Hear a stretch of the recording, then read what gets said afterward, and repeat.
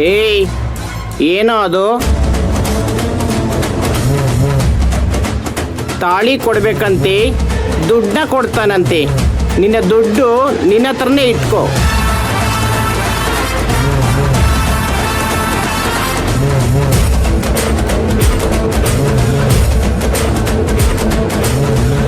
ಅಲ್ಲ, ಆಯಮ್ಮನೆ ತಾಳಿ ಬಿಚ್ಕೊಳ್ಳೋಕೆ ರೆಡಿ ಆಗಿರೋವಾಗ ನೀನ್ ಯಾರಮ್ಮ ತಡಿಯೋಕದನ್ನ?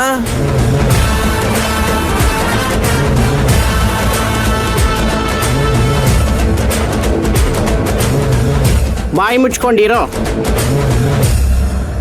ಅವಳೇನು ಹೇಳಿದ್ಲಾ ತಾಳಿ ಕೊಡ್ತೀನಿ ದುಡ್ಡು ಕೊಡು ಅಂತ? ಅಲ್ಲಯ್ಯ, ಒಂದು ಹೆಣ್ಣು ಕಷ್ಟದಲ್ಲಿರುವಾಗ ದುಡ್ಡು ಕೇಳಿದ್ರೆ ಸಹಾಯ ಮಾಡಬೇಕು.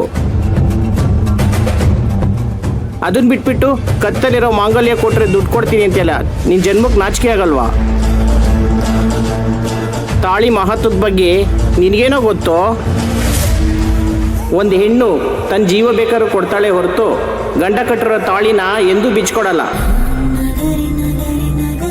ಅದು ಅವಳ ಸೌಭಾಗ್ಯದ ಸಂಕೇತ, ಅದು ಅವಳ ಶಕ್ತಿ ಕಣೋ.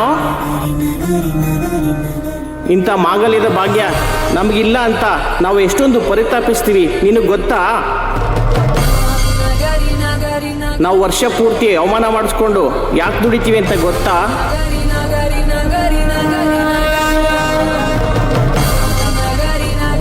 ನಾವು ದುಡ್ದಿರೋ ದುಡ್ಡು ಅಲ್ಲಿ ಕಾಣಿಕೆಯಾಗಿ ಕೊಟ್ಟು ತಾಳಿ ಕಟ್ಸ್ಕೊಳಕ್ಕೆ, ಗೊತ್ತಾ?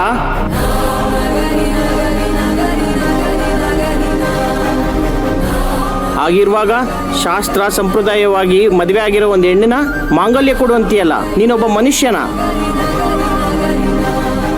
ಇದೇ ರೀತಿ ನೀನು ಹೆಂಡತಿನ ಕೇಳಿದ್ರೆ ಅವಳು ತಾಲಿನ ತೆಕ್ಕೊಟ್ಬಿಡ್ತಾಳ? ಅದು ಬರೀ ಮಾಂಗಲ್ಯ ಅಲ್ಲ ಕಣೋ, ಎರಡು ಮನಸ್ಸುಗಳನ್ನು ಬೆಸೆದ ಸಂಕೇತ. ಒಂದು ಹೆಣ್ಣಿಗೆ ಕೊಟ್ಟಿರೋ ಸೌಭಾಗ್ಯ, ಆ ದೇವರಿಗೆ ಕೊಟ್ಟಿರೋ ವರ ಅದು. ಏನಿಲ್ಲಿ ನಿಂತಿದ್ಯಾ? ಹೋಗೋ ಇಲ್ಲಿಂದ.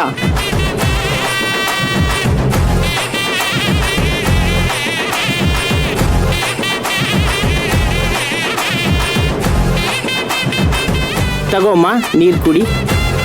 ಭಯ ಬೀಳ್ಬೇಡ, ನೀರು ಕುಡಿ. ತಗೋ, ಕುಡಿ. ಟೀ ಕೊಡಪ್ಪ.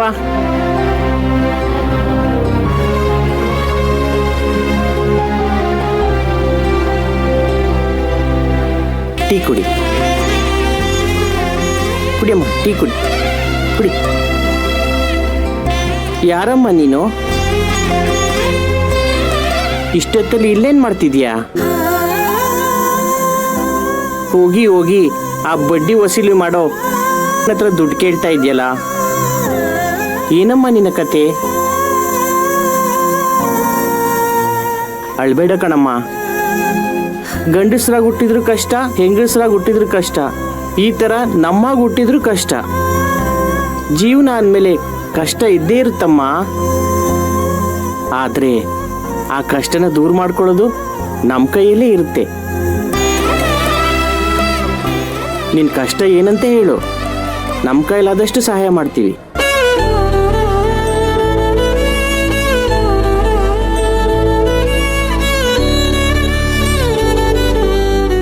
ನಮ್ಮೂರು ಚಾಮರಾಜನಗರ. ನಾನು ಹುಟ್ಟು ಬೆಳೆದಿದ್ದಲ್ಲ ಅಲ್ಲೇ. ಅಲ್ಲಿ ನಾನು, ನಮ್ಮಪ್ಪ, ನನ್ನಿಬ್ರು ತಂಗಿದಿರು, ನಮ್ಮಜ್ಜಿ ತೋಟದ ಕೆಲಸ ಮಾಡಿಕೊಂಡು ಸುಖವಾಗಿದ್ವಿ. ನನಗೆ ಗೊತ್ತಿಲ್ದಿರೋ ಹಾಗೆ ನಮ್ಮ ಚಿಕ್ಕ ಯಜಮಾನ್ರು ನನಗೆ ತಾಳಿ ಕಟ್ಬಿಟ್ರು. ಅವತ್ತಿಂದ ನಾನು ತುಂಬಾನೇ ನರಕ ಅನುಭವಿಸ್ತಾ ಇದ್ದೀನಿ. ಅವ್ರ ಮನೇಲಿ ಇರೋದಕ್ಕೆ ನನಗೆ ಆಗ್ತಿಲ್ಲ. ಅದಕ್ಕೆ ಯಾರಿಗೂ ಹೇಳ್ದೆ ಕೇಳ್ದೆ ಊರಿಗೆ ಹೋಗೋಣ ಅಂತ ಹೊರಟ್ಬಿಟ್ಟೆ. ಬರ್ತಾ ದಾರಿನಲ್ಲಿ ಯಾರು ನನ್ನ ಬ್ಯಾಗ್ನ ಕಿತ್ಕೊಂಡು ಹೊರಟು ಹೋದ್ರು. ಇವಾಗ ಊರಿಗೆ ಹೋಗೋದಕ್ಕೆ ನನ್ನ ಹತ್ರ ದುಡ್ಡಿಲ್ಲ ಅಕ್ಕ. ಅದಕ್ಕೆ ಎಲ್ಲರ ಹತ್ರನೂ ಕೇಳ್ತಿದ್ದೆ. ಯೋಚನೆ ಮಾಡಬೇಡಮ್ಮ, ನಿನಗೆ ಊರಿಗೆ ಹೋಗೋಕ್ಕೆ ದುಡ್ಡು ಬೇಕಲ್ವಾ? ಹೇ, ಕೊಡ್ರೆ ಇಲ್ಲಿ.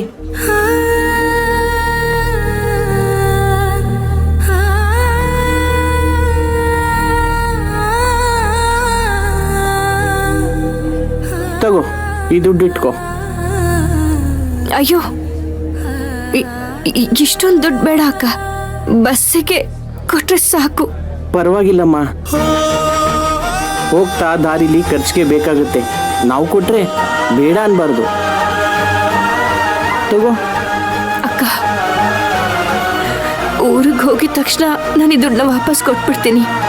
ನಿಮ್ಮ ಅಡ್ರೆಸ್ಸು ಫೋನ್ ನಂಬರು ಬರ್ದ್ಕೊಡಿ ಅಕ್ಕ. ಪರವಾಗಿಲ್ಲ, ಅದೇನು ಬೇಡ. ನೀನು ಹುಷಾರಾಗಿ ಊರು ಸೇರಿದ್ರೆ ಸಾಕು. ಇಟ್ಕೋ.